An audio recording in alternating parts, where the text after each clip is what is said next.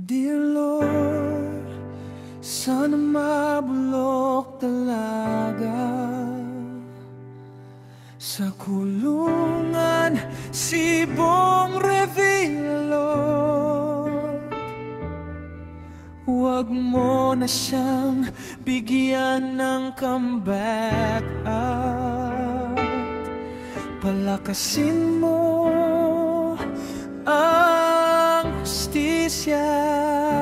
Kasi ang kapal ng mukha nilang kumapit sa pwesto, kahit ang ambag nila puro sayaw, drama at paawa. Tur, please tapusin mo na